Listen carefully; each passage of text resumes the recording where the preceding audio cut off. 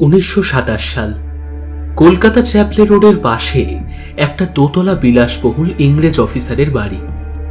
সন্ধ্যা পেরিয়েছে কিছুক্ষণ হলো। এই বাড়ির পেছনের এক কোণায় একটা ছোট্ট অন্ধকার ঘর। ঘরের মধ্যে বাড়ির সব অপ্রয়োজনীয় জিনিসপত্র ঢাই করে রাখা ইতিউতে। জানালার ভাঙা পাল্লার ফাঁকা দিয়ে রাস্তার থেকে গ্যাস বাতির আলো চুঁইয়ে এসে পড়ছে ঘরের মধ্যে।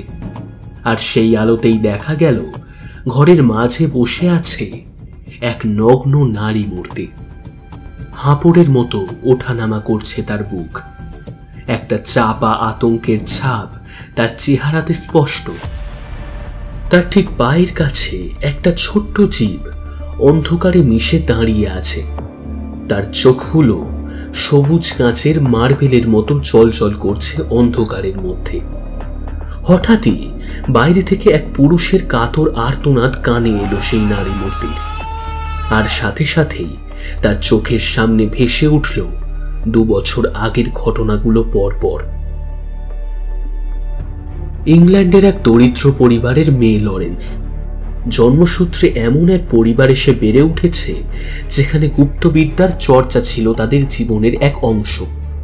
কিন্তু তাদের পরিবার এই বিদ্যার ব্যবহার মানুষের সাহায্য করার জন্যই বরাবর ব্যবহার করে এসেছে। তবে লরেন্স ছিল ছোট থেকেই উচ্চাকাঙ্ক্ষী। পরিবার সূত্রেই গুপ্তবিদ্যার জ্ঞান তাঁরও ছিল বেশ ভালো মতোই, কিন্তু সে তার পরিবারের মতো সেই জ্ঞানকে অন্যের সাহায্যে ব্যবহার করত না। বরং সেই শক্তিকে কাজে লাগিয়ে নিজের স্বার্থ সিদ্ধি করাই ছিল তার পছন্দের। বেশিরভাগ ক্ষেত্রেই সেই শক্তি তাকে এনে দিত নানান উপায়ে অর্থ। আর সেই অর্থ উপার্জনের সূত্রেই তার পরিচয় হয় জন ফিলিপ নামের এক তরুণের সাথে। সে একজন অতি সুদর্শন উচ্চবিত্ত পরিবারের সন্তান। লরেন্স তার নিম্নবিত্ত জীবন থেকে উচ্চবিত্ত জীবনে যাওয়ার সিঁড়ি হাতের সামনে পেয়ে যায় খুব সহজেই। সম্মোহন বিদ্যা তার ভালো মতোই রপ্ত ছিল। আর সেই বিদ্যার জোরেই খুব অল্প সময়ের মধ্যে জনকে তার প্রেমে আবদ্ধ করে সম্পর্কটাকে বৈবাহিক করতে খুব একটা সময় লাগলো না লরেন্সের। বিয়ের পরেই জন চাকরির সূত্রে চলে আসে ভারতের কলকাতায়। কিন্তু সুখের অলীক স্বপ্ন ভাঙল বিয়ের পরেই। লরেন্স বিয়ের পর অর্থ পেল ঠিকই, কিন্তু স্বামীর ভালোবাসা পেল না। সে ভাবল তার সম্মোহন কেটে যাওয়ার ফলেই হয়তো এমনটা হচ্ছে, ধীরে ধীরে আবার সব ঠিক হয়ে যাবে। কিন্তু সেই ভুল তার ভেঙে গেল খুব তাড়াতাড়ি, যখন সে জানতে পারল জন নারীদের প্রতি আগ্রহী নয়, বরং তার আগ্রহ পুরুষদের প্রতি। এদিকে উন্মত্ত যৌবনা লরেন্স ক্রমেই তার অর্থের মোহ ভেঙে তার শারীরিক সুখের অপ্রাপ্তিতে পাগল হয়ে উঠল। আর ঠিক তখনই তার নজরে এলো তাদের বাগানে কাজ করা নতুন মালি বীরচু। ছেলেটির বয়স 17 কি 18। সদ্য যৌবনে পা রাখা শরীরের প্রতিটা পেশির যেন একটা আলাদা আকর্ষণ ক্ষমতা রয়েছে, যা লরেন্সের সম্মোহনকেও হার মানায়। লরেন্স এবার তার শক্তি প্রয়োগ করলো এই বীরচুর ওপর। কাজও হলো হাতে নাতে।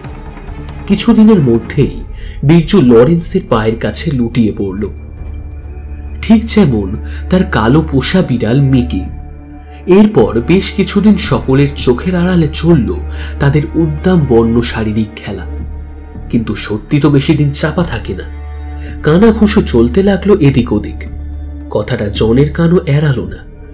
সম্মান বড়ই দামি জিনিস, তাই লরেন্সকে বারবার সাবধান করলেও ফল কিছুই হলো না।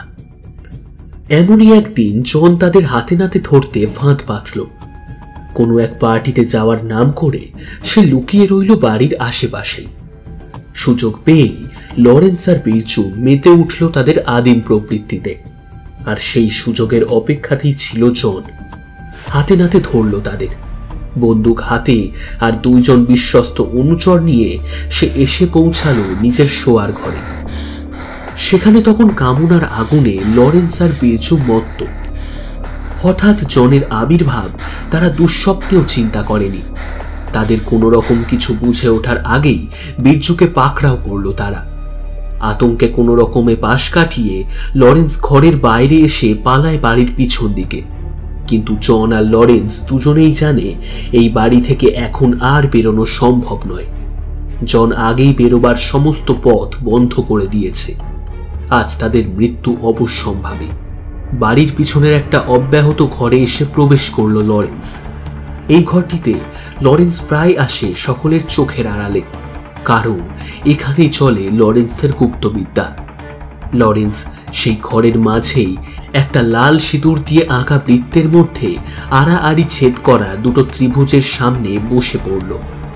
সদ্য পাওয়া পুরুষ কণ্ঠের আর্তনাদের শব্দ থেকে তার কাছে এটা পরিষ্কার যে বীরচু হয়তো আর ইহজগতে নেই। এবার তার পালা। জনের রাগ যে কতটা ভয়ঙ্কর তা লরেন্স খুব ভালোভাবেই জানে। আর দেরি করা যাবে না। সে জানে তাকে কি করতে হবে। সে হলো শয়তানের উপাসক। তার মনে আছে তার গুপ্তবিদ্যার হাতে খড়ি তার ঠাকুমা অ্যালিসের কাছে।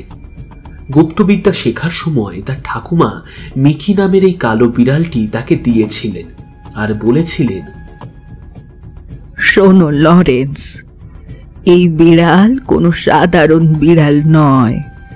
তুমি নিশ্চয়ই দেখেছ আমরা যারা এই বিদ্যার চর্চা করি তাদের সকলের কাছেই একটা করে কালো বিড়াল আছে।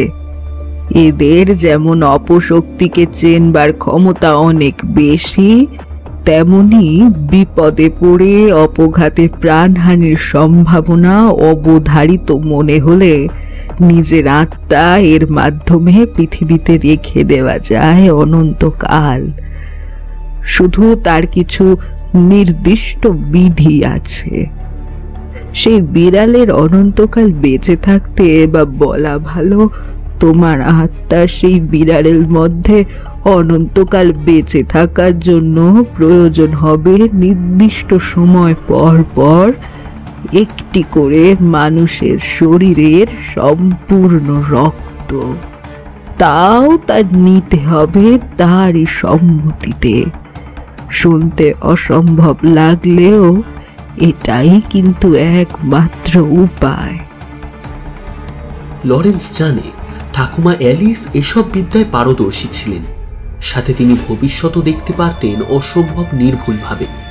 হয়তো আজকের দিনটার আভাস তিনি বহু বছর আগেই পেয়ে গিয়েছিলেন, তাই সেই বিদ্যা তিনি খুব ভালোভাবে শিখিয়ে দিয়েছিলেন লরেন্সকে।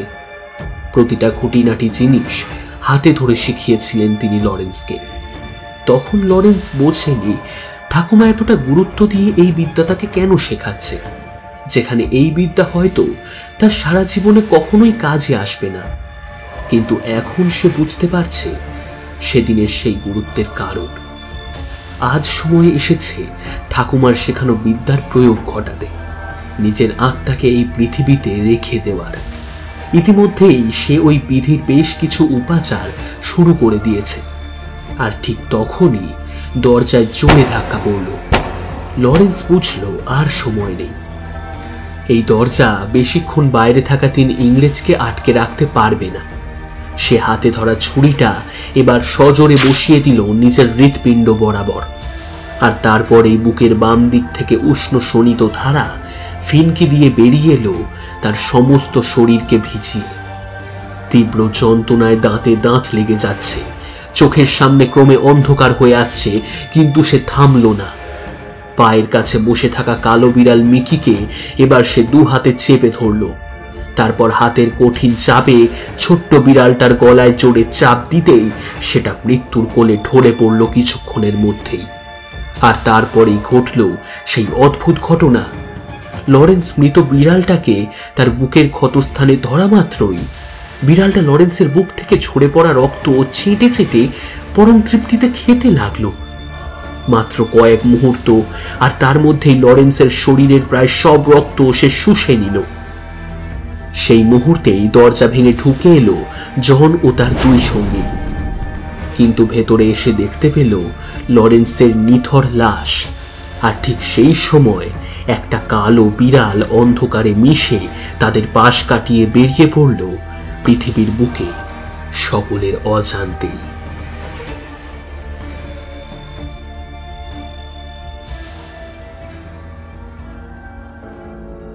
হ্যালো বন্ধুরা, আমি কৌশিক রয়েছি তোমাদের সাথে। আজ তোমাদের জন্য লেখক রকিব হোসেনের কলমে হারাধনের বিড়াল।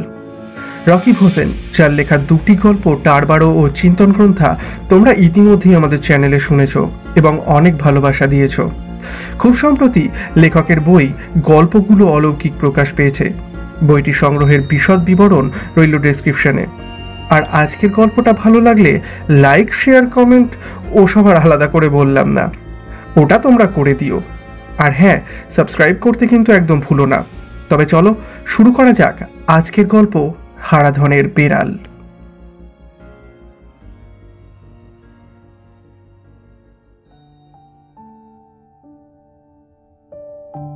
গ্রাম বাংলার আর 5টা গ্রামের মতোই এই বিলাসপুর গ্রামের অবস্থাও একই রকম। এই খেটে খাওয়া মানুষদের মাঝে বিলাসিতা কি জিনিস তা একরকম সকলেরই অজানা। দিন চলে যায় ওই অবধি যা। গ্রামের অবস্থাও তথৈবচ। তবে হ্যাঁ, একেবারে যে আধুনিকতার ছোঁয়া লাগেনি তা বলা যাবে না। তবে তা বাইরের জগতের তুলনায় অনেক কম। গ্রামের পাশ দিয়েই চলে গেছে রেল লাইন, আর সেখানেই বিলাসপুর হল্ট। ছোট্ট স্টেশন, সব ট্রেন দাঁড়ায়ও না। আর 5টা গ্রাম্য স্টেশনের মতোই এটাও লাল নুড়ি কাকড় বিছানো একটা স্টেশন, যার এক প্রান্তে একটা ছোট্ট গুমটি ঘর, যার ভেতরে ট্রেন আসার সময়টুকুতেই একজন স্টেশন মাস্টার আর একজন রেল কুলি থাকে। বাকি সময় স্টেশন মাস্টার তার অদূরে অবস্থিত রেল কোয়ার্টারে, আর কুলি স্টেশনের পাশে তার পরিবারের সাথে কুড়েতে থাকে। সব শুদ্ধ এই হলো বিলাসপুর হল্টের বর্ণনা। এই স্টেশনকে কেন্দ্র করেই গড়ে উঠেছে একটা ছোট্ট বাজার। বাজার বললে কিছুটা ভুল বলা হয়। যাত্রীদের প্রয়োজনেই স্টেশনের পাশে ইতিউতি গড়ে উঠেছে কিছু দোকান। স্টেশনের পাশের তেমনই একটি দোকান হলো গ্রামের একমাত্র মুচি হারাধনের। প্রতিদিন রেল স্টেশনের এক কোনায় বসে। খুব কম সময়েই এলাকায় পরিচিত হয়ে উঠেছে তার কাজের মাধ্যমে। বেশ কদিন হলো জুতো জোড়া ছিঁড়ে গেছে। এই মুহূর্তে হাতে তেমন টাকা পয়সাও নেই যে নতুন জুতো কিনব। মাসের অর্ধেক, হাতে টাকা আসতে আরো বেশ খানিকটা সময় লাগবে। ততদিন এই জুতো জোড়া দিয়েই কাজ চালাতে হবে। জুতো জোড়া হাতে নিয়ে বিকেলের দিকে রেল স্টেশনে এলাম। স্টেশনের এক কোণে ছোট্ট একটা ছাউনির নিচে বসে হারাধন মুচি। বউ বাচ্চা না থাকায় তেমন কোনো চিন্তা নেই। কাজ করে যা ইনকাম করে তা দিয়ে দিব্যি চলে যায় তার। হারাধন মুচির ছাউনির সামনে বেশ ভিড়। স্টেশনের লোকেরা কেউ জুতো পালিশ করাচ্ছে, কেউ ছিঁড়ে যাওয়া জুতো পুনরায় সেলাই করিয়ে নিচ্ছে। ভিড়ভাট্টা আমি কখনোই পছন্দ করি না, আর আমার বিশেষ তাড়াও নেই যে আমি ট্রেন ধরতে যাব। তাই এই ভিড়ের মধ্যে ঢুকে হারাধনকে জুতো সারাই করার জন্য তাড়া লাগাতে আমার মোটেও ইচ্ছে করলো না। তাই এই অবস্থায় সেদিকে যাওয়া আমার ঠিক হবে না বলেই মনে হলো। তবে পায়ের সমস্যা থাকার কারণে খুব বেশিক্ষণ দাঁড়িয়েও থাকতে পারি না আমি। স্টেশনের আরেক কোণে শরীফুলের চায়ের দোকান। হারাধন মুচির মতো এলাকায় শরীফুলও চায়ের জন্য বেশ নামডাক হয়েছে। প্রায় সন্ধ্যায় এসেই শরীফুলের হাতের চা নিয়ে রেল স্টেশনের ব্যস্ত মানুষজনদের দেখি। সেদিকে এগিয়ে গেলাম। শরীফুলের দোকানেও বেশ অনেকটাই ভিড়। পেছনে থাকা টেবিলের এক কোণে জায়গা পেতেই বসে পড়ি। কিছুক্ষণ পরে শরীফুল এসে চা দিয়ে দ্রুত চলে যায়। অন্য সময় হলে হাসি দিয়ে জিজ্ঞাসা করত, কর্তা, খবর কি, আছেন কেমন? কিন্তু আজ ভিড় বেশি থাকায় কথা বলার সুযোগ পেল না। চা খেতে খেতে শরীফুলকে দেখতে লাগলাম। একটানা চা বানাতে বানাতে হাঁপিয়ে উঠেছে বেচারা। ক্রমেই এসব দেখতে দেখতে সময় কাটতে লাগলো। সন্ধ্যাটা আরও একটু গাঢ় হতেই ধীরে ধীরে ভিড় কমে এলো হারাধন মুচির দোকানে। দোকানে থাকা শেষ কাস্টমার তার জুতো পালিশ করিয়ে চলে গেল। অন্য সময় হলে হারাধন মুচি দোকান বন্ধ করে ফেলত, কিন্তু আজ করল না। সে নির্বিকার ভঙ্গিতে বসে রইল। শরীফুলের দোকান থেকে উঠে ধীরে ধীরে হারাধনের দোকানের সামনে গিয়ে দাঁড়ালাম। আমাকে দেখেই হলুদ দাঁতগুলো বার করে দিয়ে সে বলল, বিকেল টাইকা আপনারা দেখতেছি ঘুর ঘুর করতে, তাই কাজ শেষ করে আপনার জন্য অপেক্ষা করতেছিলাম। আমি বললাম, কি আর করব বল, তোর এখানে যা ভিড় দেখলাম তাই আর আসেনি। নে এবার আমার জুতো জোড়া ভালোভাবে সেলাই করে দে তো। হারাধন মুচি হাত বাড়িয়ে আমার জুতো নিতে নিতে বলল, হে, আপনার দোয়ায় আজকাল ভালোই ব্যবসা চলতেছে, টাকা পয়সা মেলা পাইতেছি। আমি হেসে বললাম, এবার তাহলে একটা বিয়ে করে নে, টাকা পয়সা যেহেতু ভালো ইনকাম করছিস, সংসার চালাতে তো সমস্যা হবে না। হারাধন মুচি দাঁতগুলো সব বার করে দিয়ে বলল, এইটা একটা কামের কথা কইলেন দাদা। দেখি বয়স তো কম হয় নাই, বিয়া এখন করুন লাগবো। একলা একলা আর ভাল লাগে না। সকালে উঠা ঘর দোর সামলাইয়া নিজের জন্য হাত পুইরা রান্না সাইরা দোকানে আইতে আইতে দেরি হয়ে যায়। আবার বাড়ি ফিরা এক মানুষের লাইগা রান্ধন বারণ, এসব আর ভালো লাগে না দাদা। একার কিছু করতেও মন চায় না। বাড়িতে একটা সঙ্গী আইলে লোক বাড়বো, হাতে হাতে সাহায্য হইব। হাতের কাজ করতে করতে হারাধন আরও কত কি বলে চলল তার জীবনের সুখ দুঃখের কথা। হারাধন মানুষ হিসেবে বড়ই ভালো, যেমন সহজ সরল তেমনি মন খোলা স্বভাবের। বছরখানেক হবে হারাধন মুচি এখানে রয়েছে। এর আগে ঢাকায় কোথাও একটা থাকতো, কোনো ঝামেলা হওয়ায় সব কিছু নিয়ে এখানে চলে এসছে। বৈদ্যুতিক আলোর ব্যবস্থা এই দোকানে নেই। সে ছাউনির নিচে কুপি জ্বালিয়ে কুপির আলোতে জুতো সেলাই করছে। তার মুখের দিকে তাকিয়ে হঠাৎ কেন যেন মনে হলো তার মুখটা ফ্যাকাশে। হঠাৎ এমন কেন মনে হলো বুঝতে পারছি না। কিছু না বলেই চুপ করে রইলাম। হারাধন জুতো সেলাই করে আমার দিকে তা বাড়িয়ে দিয়ে বলল, লেন দাদা, আপনার জুতো সেলাই হয়ে গেছে। জুতো জোড়া পায়ে দিয়ে পকেট থেকে 20 টাকার নোটটা বার করে হারাধনের দিকে এগিয়ে দিলাম। হারাধন খুশি মনে টাকা নিয়ে পকেটে ঢুকিয়ে রাখল। হারাধনের কাছ থেকে বিদায় নিয়ে হাঁটা ধরেছি, এমন সময় একটা শব্দ শুনে থমকে দাঁড়ালাম। শব্দটা হারাধনের দোকানের দিক থেকেই আসছে। ঘুরে তাকিয়ে দেখি হারাধনের কোলের মধ্যে একটা কালো বিড়াল। হারাধন বিড়ালটাকে আদর করছে। আমার দিকে তাকিয়ে হাসি মুখে হারাধন বলল, আমার বিলাই, ওর নাম নিম্মু। সুন্দর না? খুব সুন্দর নাম।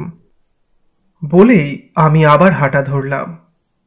শরীফুলের দোকান থেকে হ্যারিকেনের মৃদু আলো আসছে। বাড়ি যাওয়ার আগে আরেক কাপ চা খেলে মন্দ হতো না, এই ভেবেই তার দোকানের দিকে হাঁটা লাগালাম। সন্ধ্যার অন্ধকার আরও গাঢ় হয়ে রাতের রূপ নিচ্ছে ধীরে ধীরে। সন্ধে পেরিয়ে যাওয়ার জন্যই মানুষজনের আনাগোনা এখানে প্রায় নেই। গ্রামগঞ্জে এ সময় মানুষ সাধারণত বাড়ি ফিরে যায়, অন্তত বিলাসপুরে শুরু থেকেই তেমনই দেখে এসছি আমি। শরীফুলের দোকান একদম ফাঁকা।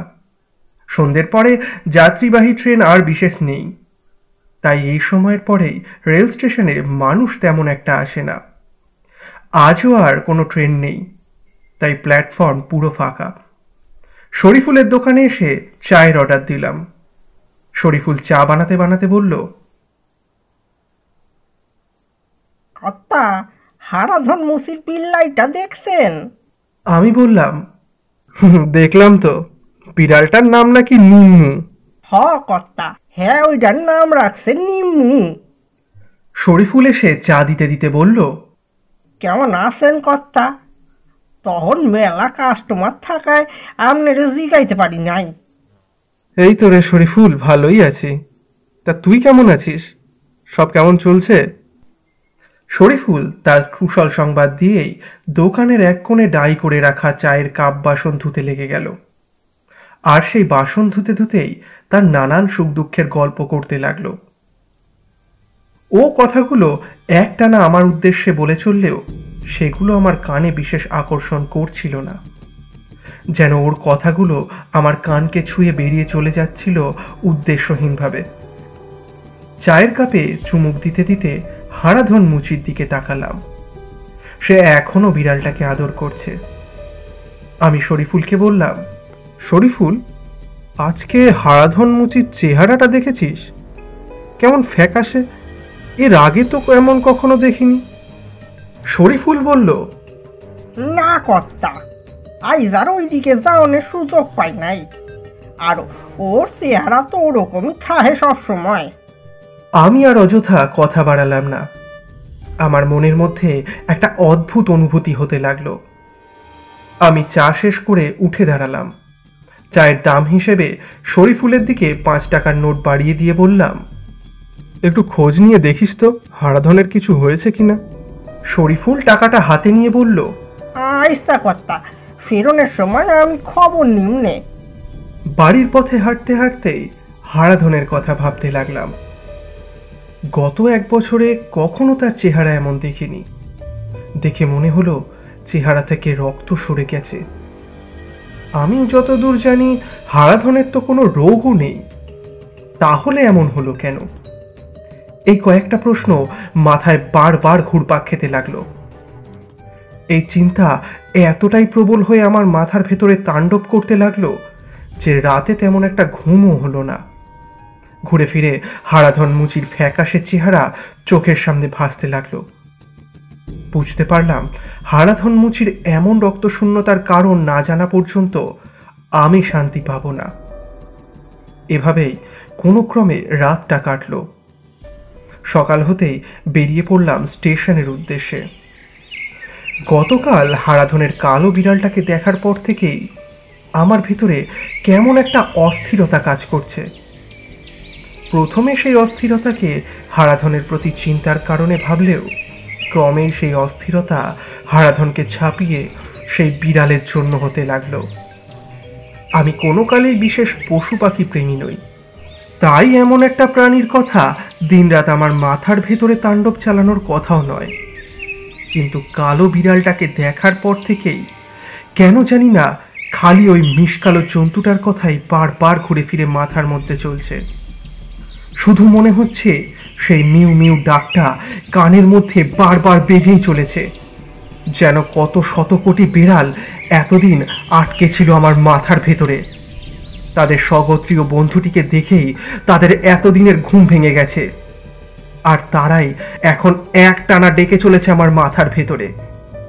বুঝতে পারছি না কি হচ্ছে আমার সাথে। আমার মনে হচ্ছে বিড়ালটার মায়ায় পড়ে গেছি আমি। সারা রাত প্রায় না ঘুমিয়েই ভোর হতেই উঠে পড়লেও এতটাই অস্থির হয়েছিলাম যে আর খাবার খেতেও ইচ্ছে করলো না। তাই এখনো সকালের খাবার খাইনি। ভাবলাম স্টেশনে গিয়ে শরীফুলের দোকান থেকে সকালের খাওয়া সেরে নেব। সাত সকালে আমায় স্টেশনে দেখে অবাক হলো শরীফুল। ও বলল, কর্তা, এত সকালে এইখানে কেন? সকালের গাড়িতে কেউ আসবো নাকি? শরীফুলের দোকানে রাখা টেবিলে বসতে বসতে বললাম, না রে শরীফুল, কেউ আসবে না। হারাধন মুচির একটু খবর নিতে এলাম। হ্যাঁ তো এখন নাই। সকালের দিকে হ্যাঁ কালো বিল্লাইটা নিয়ে কই জানি গেল। কোথায় গেছে কিছু জানিস? না কর্তা, জিগাইলাম, তারপরেও কিছু কইল না। সোজা হাইটটা চইলা গেল। কোন দিকে গেছে বলতে পারবি? শরীফুল স্টেশনের বিপরীতে থাকা কবরস্থানের রাস্তা দেখিয়ে বলল, ওই দিকে গেছে। রাস্তার দিকে তাকিয়ে বললাম, কখন ফিরবে জানিস কিছু? শরীফুল মাথা নেড়ে বলল, না কর্তা, হেইডা করতে পারুম না। শরীফুলের দোকানে চা, রুটি আর ঘুগনি দিয়ে সকালের খাওয়াটা সারলাম। এরপর হারাধন মুচির জন্য বসে অপেক্ষা করতে লাগলাম। এর মাঝে আমার আর শরীফুলের মধ্যে হারাধন মুচিকে নিয়ে দু একটা কথা হতে লাগলো। কথা হওয়ার এক পর্যায়ে শরীফুল জিজ্ঞাসা করলো, আপনার কি হয়েছে কর্তা? কাইল রাত থেকে শুধু হারাধন মুচির কথা কইয়া যাইতাছেন। হ্যাঁ, কি আপনার উপরে জাদু টাদু করছে নাকি? কথাটা মজা করেই বলল শরীফুল। আমি হেসে বললাম, না রে শরীফুল, কোনো জাদু টাদু করেনি, এমনি একটু খোঁজ নিতে এলাম। কাল ওকে দেখে মনে হলো একটু অসুস্থ, তাই একটু খোঁজ নিতে এলাম আর কি। সকাল গড়িয়ে দুপুর হলো, তবুও হারাধন মুচি এখনো ফিরল না। সাধারণত এতখানি দেরি দোকান খুলতে সে আজ অবধি কখনো করেনি। একবার মনে হলো দুপুরের খাওয়াটাও শরীফুলের দোকানে সেরে নেই, কিন্তু পরবর্তীতেই মনে পড়ল বাড়িতে আজ আমার প্রিয় ইলিশ মাছ রান্না হয়েছে, তাই বাড়ির দিকেই রওনা হয়ে গেলাম। খেতে বসেও আমার হারাধন মুচির কথাই মনে পড়তে লাগলো। শুধু হারাধন মুচি বললে ভুল হবে, হারাধনের বিড়ালটার কথাও মনে পড়তে লাগলো। কোনো ক্রমে দুপুরটা কাটলো এসব ভাবতে ভাবতেই। বিকেল হতেই আবার স্টেশনের দিকে পা বাড়ালাম। হাঁটতে হাঁটতে আমার মনের ভিতরে কয়েকটা প্রশ্ন ঘুরতে লাগলো। গত 1 বছর ধরে হারাধন মুচিকে দেখছি, কিন্তু কখনো তো আমার তার জন্য এতটা অস্থির লাগেনি। তাহলে গতকাল সন্ধ্যায় তাকে দেখার পর থেকে এমন অস্থির লাগছে কেন? আর ঘুরে ফিরে বারবার কালো বিড়ালটার কথাই মনে পড়ছে কেন? স্টেশনে পৌঁছে দেখি হারাধন মুচি তার ছাউনির নিচে তখনও নেই, অথচ এই সময়টাতে তার এখানেই থাকার কথা। শরীফুলকে জিজ্ঞাসা করতেই সে বলল, হ্যাঁ তো অহনো আহে নাই। সে কোন সকালে গিয়েছে, এখনো আসেনি। স্টেশনের বিপরীতে থাকা কাঁচা রাস্তার দিকে তাকিয়ে হারাধনের কথা ভাবতে লাগলাম। এই ফাঁকে বার দুয়েক শরীফুলের দোকানে চাও খেলাম। সন্ধে হওয়ার পরও যখন হারাধন মুচি ফিরল না, তখন এক প্রকার বাধ্য হয়েই স্টেশনের বিপরীতের রাস্তার দিকে পা বাড়ালাম। পিছন থেকে শরীফুল ভয়ার্ত কণ্ঠে ডেকে বলল, কর্তা, এই ভর সন্ধ্যা বেলায় ওইদিকে যান কই? আমি কোনো জবাব দিলাম না। স্টেশন পার হয়ে কাঁচা রাস্তা দিয়ে সোজা পুরনো আর পরিত্যক্ত কবরস্থানের দিকে এগোতে লাগলাম। রাস্তাটার শেষের দিকে বিশাল কবরস্থান রয়েছে, অনেক পুরনো কবরস্থান। একটা সময় গ্রামের সকল মানুষকে এখানেই কবর দেওয়া হতো। গত কয়েক বছর যাবৎ এখানে আর কাউকে কবর দেওয়া হয় না। হাঁটতে হাঁটতে একদম রাস্তার শেষ প্রান্তে চলে এলাম। সামনে আর কোনো পথ নেই, রয়েছে অসংখ্য মানুষের পুরনো ভাঙা কবর। অন্য সময় হলে এই সন্ধেবেলায় এদিকে আসার সাহস পেতাম না, কিন্তু কোনো এক অদ্ভুত কারণে আজ আমার একটুও ভয় লাগছে না। যেন হঠাৎ করেই আমার সকল ভয় ডর উধাও হয়ে গেছে। হাঁটতে হাঁটতে অবশেষে পৌঁছলাম সেই কবরস্থানে। ভাঙা গেট পেরিয়ে ভিতরে ঢুকতেই পুরনো কবরস্থানের কিছুটা বাঁয়ে একটি কবরের সামনে হেরিকেনের মৃদু আলো দেখতে পেলাম। কাছে যেতেই দেখলাম হারাধন মুচি তার বিড়াল নিম্মুকে নিয়ে বসে রয়েছে একটা ভাঙা কবরের সামনে, আর তার পাশে থাকা হেরিকেনটি মিটমিট করে চলছে। আমাকে দেখেই হারাধন মুচি বলল, আইছেন দাদা, আপনার জন্যই অপেক্ষা করতেছি। হারাধনের কথা শুনে আমি অবাক হলাম। সে বলে কি, এই সন্ধ্যাবেলায় পুরনো কবরস্থানে নাকি আমার জন্য অপেক্ষা করে বসে আছে? আমি অবাক হলাম ঠিকই, কিন্তু মুখে তা প্রকাশ করলাম না। আমি বললাম, শরীফুলের কাছে শুনলাম তুই নাকি সেই সকালে এখানে এসেছিস, তা এখনো বসে আছিস কেন? হারাধন কোনো কথা বলল না, মুখ বন্ধ করে বসে রইল। প্রশ্নটা আরও কয়েকবার করার পরও যখন সে কিছু বলল না, তখন আমি বিরক্ত হয়েই বললাম, এভাবে মুখে তালা মেরে বসে না থেকে কিছু একটা বল। এবার সে একটা অদ্ভুত ঘোর লাগা কণ্ঠে বলল, কি কমু? আমি বিরক্ত কণ্ঠে বললাম, এই যে এখানে বসে আছিস কেন? সে আবার সেই ধরা গলায় বলল, নিম্ন আইতে চাইছে তাই। নিম্ন আসতে চাইছে মানে? হারাধন কোনো কথা বলল না, চুপ করে সামনের দিকে তাকিয়ে রইল। এখানে আসার পর এই প্রথম হারাধনের চেহারার দিকে ভালোভাবে তাকালাম। তার চেহারাটা একেবারে ফ্যাকাশে। শুধু তার চেহারাই না, তার পুরো শরীর কেমন ফ্যাকাশে। হঠাৎ দেখলে মনে হবে তার শরীরে আর এক ফোঁটাও রক্ত অবশিষ্ট নেই। আমার ভেতরটা কেমন যেন কেঁপে উঠল। আমি তাকে জিজ্ঞাসা করলাম, কি রে, তোর শরীরের এই অবস্থা কেন? দেখে মনে হচ্ছে শরীরে যেন রক্ত নেই। সে কিছুক্ষণ একইভাবে চুপ করে থেকে তারপর সেই ধরা গলায় বলল, হ দাদা, ঠিকই কইছেন, আমার শরীরে এখন কোনো রক্ত নাই। আমি একই রকম অবাক হয়ে বললাম, রক্ত নেই মানে? রক্ত কোথায় গেছে? সে এক অদ্ভুত ভাষা ভাষা গলায় বলল। রক্ত খাইয়া ফেলাইছে। কথাটা শুনে যেন আমার পায়ের তলার মাটি কেঁপে উঠল। একটা শীতল হাওয়ার স্রোত আমার কাঁধ বেয়ে ছড়িয়ে পড়ল সর্বাঙ্গে। আমি কাঁপা কাঁপা গলায় জিজ্ঞাসা করলাম, কে খেয়েছে? হারাধন গম্ভীর কণ্ঠে বলল, নিম্মু। আমি এবার কিছুটা স্বাভাবিক হলাম। বললাম, বিড়াল মানুষের রক্ত খায় নাকি বোকা? নিম্মু তোর রক্ত খাবে কি করে? হারাধন বলল, নিম্মু খায় দাদা, ও মাইন্সের রক্ত খায়। আমি আবার বললাম, আর কি খায় তোর নিম্মু?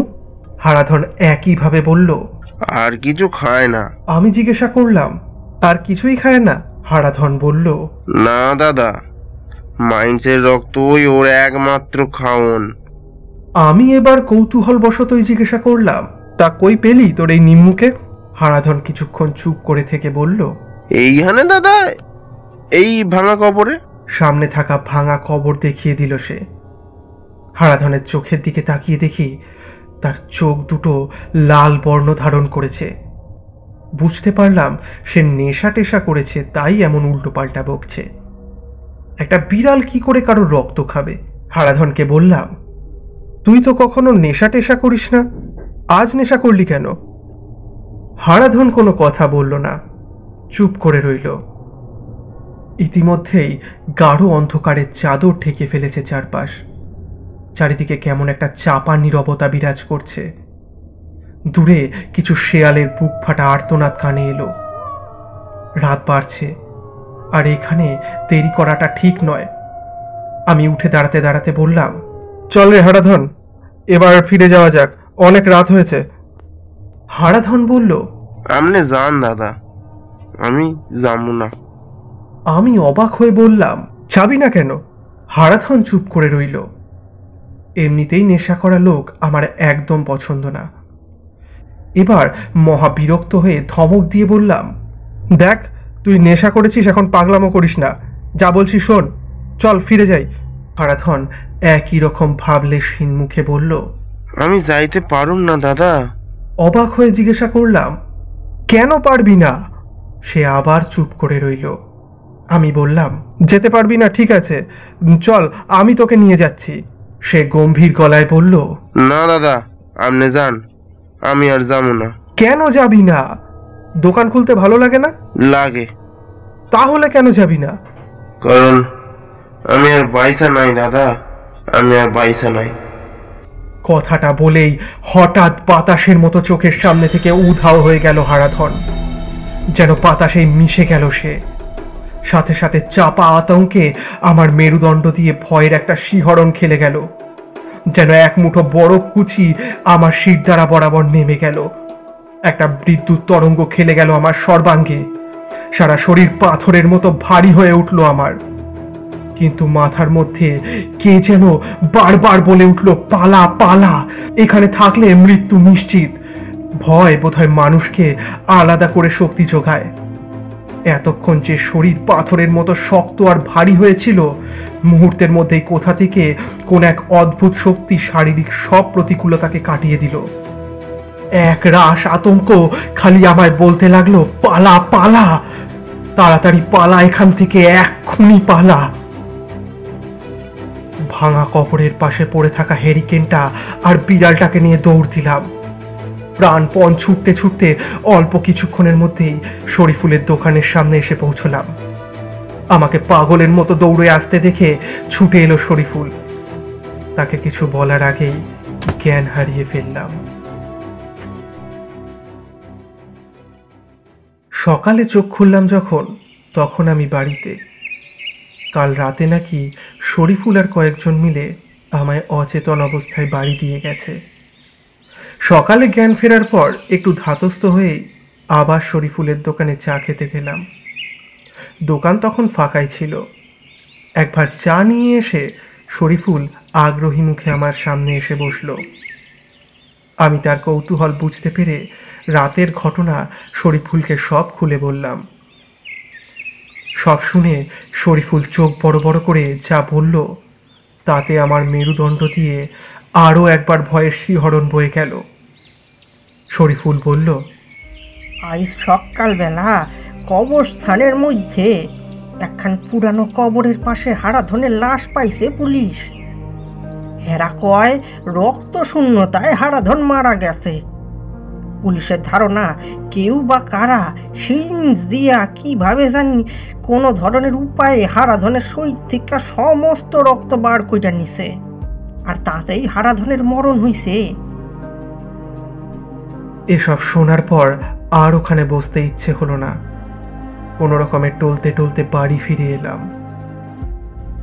এরপরে কয়েকটা দিন হারাধনের জন্য বেশ মন খারাপ হলো। তবে সেদিন রাতে হারাধন আর আমার মাঝখানে কথোপকথনের ব্যাপারে কিছুই বুঝতে পারছি না। হারাধনের ভাষ্য মতে সে তার রক্ত নিম্মু অর্থাৎ তার কালো বিড়ালকে খাইয়েছে।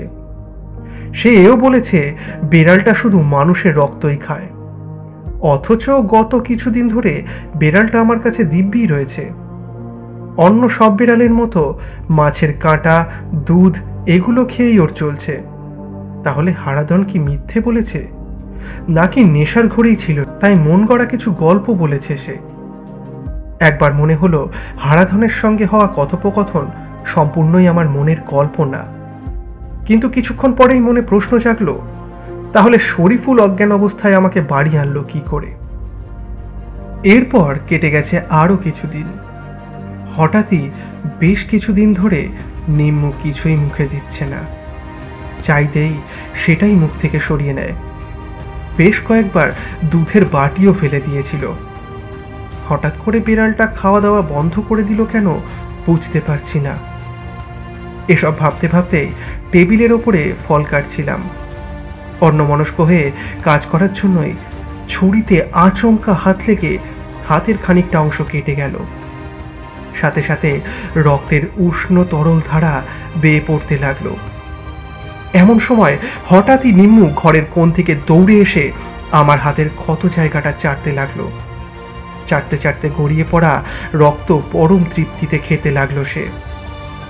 এ দৃশ্য দেখে নিজের চোখকেই যেন বিশ্বাস করতে পারছি না। তাহলে হারাধনের কথাই ঠিক ছিল, এই বিড়াল শুধু মানুষেরই রক্ত খায়। এতটুকু পড়ে নড়ে চড়ে বসলেন প্রাণীবিজ্ঞানী আজকার আলী। ভারী চশমার ফাঁক দিয়ে একবার তার সামনের খাঁচায় বন্দি থাকা কালো বিড়ালটার দিকে তাকালেন তিনি। এরপর আবার খুলে রাখা ডায়েরিটায় মন দিলেন। ডায়েরির শেষ 2 পৃষ্ঠায় লেখা আছে, গতকাল থেকে শরীরটা কেমন দুর্বল লাগছে। মনে হচ্ছে ধীরে ধীরে শরীরের সব শক্তি হারিয়ে ফেলছি। একবার ডাক্তার এসে দেখে গিয়েছিল। ডাক্তার জানালো আমার শরীরে রক্তশূন্যতা দেখা দিয়েছে, তবে রক্তশূন্যতার কারণ খুঁজে পায়নি। আমি কিছুই বলিনি। আমার শরীরে রক্তশূন্যতার কারণ আমি জানি। নিম্মু প্রতিদিন একটু একটু করে আমার রক্ত খেয়ে নিচ্ছে, ঠিক যেমনটা হারাধন মুচির রক্ত খেয়েছে। আমি চাইলেও কিছু করতে পারছি না। বিড়ালটার মধ্যে অদ্ভুত মায়া রয়েছে, যে মায়া চাইলেও আমি কাটিয়ে উঠতে পারছি না। আর সে মায়াই আমাকে কিছু করতে দিচ্ছে না। নিজের মৃত্যুর কথা জেনেও প্রতিনিয়ত নিজের রক্ত খাইয়ে চলেছি ওকে। আমার শরীরের সমস্ত রক্ত শেষ হয়ে গেলে ও হয়তো অন্য কাউকে তার মায়ায় আটকাবে, এবং তারপরেই সেই ব্যক্তির রক্ত ধীরে ধীরে খেয়ে নেবে।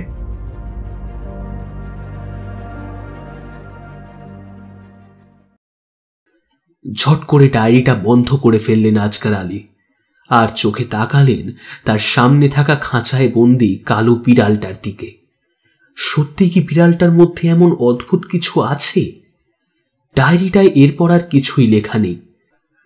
শেষ লেখাটার 2 দিন পরেই ডায়েরির লেখকের রক্তশূন্য লাশ পাওয়া যায় তার নিজের ঘরেই।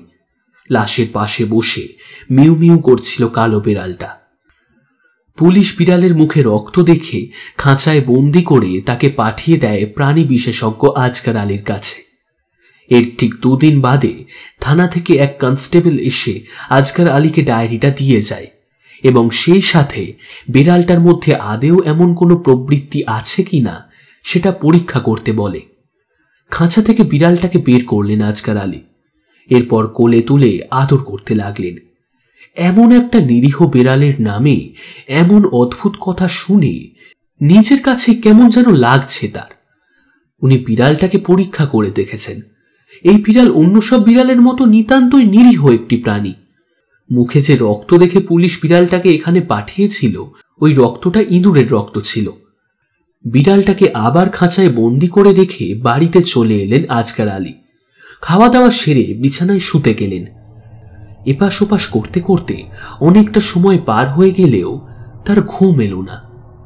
কেন জানি না ঘুরে ফিরে বিড়ালটার কথাই মনে পড়তে লাগলো তার। না ঘুমিয়ে শুধু বিছানার এপাশ ওপাশ করেই তিনি রাতটা কাটিয়ে দিলেন। রাতের এই পুরো সময়টা মুহূর্তের জন্য মাথা থেকে বিড়ালকে তিনি সরাতে পারেননি। বিছানা ছেড়ে উঠে কোনো মতে রেডি হয়ে ভোরবেলায় তিনি বেরিয়ে পড়লেন ল্যাবরেটরির উদ্দেশ্যে।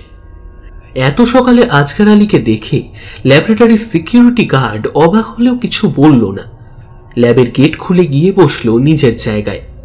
ল্যাবে ঢুকে প্রথমেই বিড়ালটাকে খাঁচা থেকে বের করে আনলেন তিনি। এরপর বিড়ালটাকে কোলে নিয়ে হুড়মুড় করে ল্যাব থেকে বেরিয়ে গেলেন। দুদিন হলো আজকার আলী ল্যাবরেটরিতেই যান না। অফিস থেকে বেশ কয়েকবার ফোন এসেছিল, কিন্তু তিনি প্রতিবারই ফোন কল এড়িয়ে গেলেন। সারাটা দিন বিড়ালটার সাথে খেলতে লাগলেন। তবে ঝামেলা বাঁধল রাতের দিকে। রাতে হঠাৎ বিড়ালটা খাওয়া দাওয়া বন্ধ করে দিল। আজকার আলী কয়েকবার মাছ ও গরুর দুধ দিলেন, কিন্তু কালো বিড়ালটা সেগুলোর কোনোটাতেই মুখ দিল না। সকাল হতেই বিড়ালটার মিউ মিউ শব্দ বেড়ে যেতে লাগলো। অবশ্য মিউ মিউ বললে ভুল হবে, বলা ভালো বিড়ালটার আর্তনাদ বেড়ে গেল। রাত থেকে কিচ্ছু খায়নিও। এদিকে সকাল পেরিয়ে দুপুর হতে চলল, সময়ের সাথে পাল্লা দিয়ে বাড়তে লাগলো নিম্নু নামের বিড়ালের আর্তনাদ। অস্থির হয়ে উঠলেন আজকার আলী।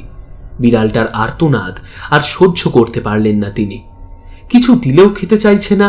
শেষমেশ আর সহ্য করতে না পেরে একটা ছুরি দিয়ে হাতের খানিকটা অংশ কেটে তিনি বিড়ালের দিকে এগিয়ে দিলেন। সাথে সাথে নিম্মুর আর্তনাদ বন্ধ হয়ে গেল। ছুটে এসে মনের আনন্দে আজকার আলীর হাত থেকে পড়া রক্ত সে খাওয়া শুরু করল। এর পরের কয়েকদিনে বেশ দুর্বল হয়ে গেলেন আজকার আলী। বাড়িতে শুধুমাত্র তিনি ছাড়া আর কেউ না থাকায় বিষয়টা কেউই জানতে পারল না। অফিস থেকে কয়েকবার ফোনও এসেছিল, কিন্তু শরীরে শক্তি না থাকায় উঠে গিয়ে ফোনটা রিসিভ করতে পারেননি তিনি। উনি বুঝতেই পারছেন বিড়ালটা ধীরে ধীরে তার শরীরের সমস্ত রক্ত খেয়ে নিচ্ছে। খুব বেশি একটা সময় আর হাতে তার নেই। যে কোনো সময় মৃত্যুর কোলে ঢলে পড়বেন তিনি। অথচ একটা অদ্ভুত কারণে বিড়ালটাকে রক্ত খাওয়ানো বন্ধ তিনি করতে পারছেন না। হয়তো বিড়ালটার অদ্ভুত সেই মায়ার বাঁধনে উনিও জড়িয়ে পড়েছেন। এর দুদিন পর প্রাণী বিশেষজ্ঞ আজকার আলীর লাশ তার নিজের বাড়িতে পাওয়া গেল। থানার নতুন সাব ইন্সপেক্টর রমজান আলী, তার সাথে রয়েছেন কনস্টেবল সফিক। আজকার আলীর লাশ সর্বপ্রথম পর্যবেক্ষণ করার পর সফিক বলল, স্যার, উনিও রক্ত শূন্যতায় মারা গেছেন, ঠিক যেমনটা গ্রামের অন্য দুটো লোক মারা গেছে। রমজান আলী বললেন, সফিক, তোমার কি মনে হয় খুনি একজন নাকি একাধিক? সফিক কিছুক্ষণ নিজের মাথা চুলকিয়ে বলল, ইয়েস স্যার, আমার মনে হয় খুনি একজনই, কারণ তিনজনের গায়ে বড় সিরিঞ্জের দাগ দেখা গেছে। যদিও দাগগুলো দেখতে দাঁতের মতো, আমার মনে হয় খুনি প্রথমে লোকদের বেহুশ করে তারপর সিরিঞ্জ দিয়ে টেনে টেনে শরীর থেকে সব রক্ত বার করে নেয়। রমজান আলী বলল, তা হতে পারে, তবে এমন একটা বিপজ্জনক আর সাইকো খুনিকে এভাবে ঘুরতে দেওয়া যাবে না, বুঝেছ?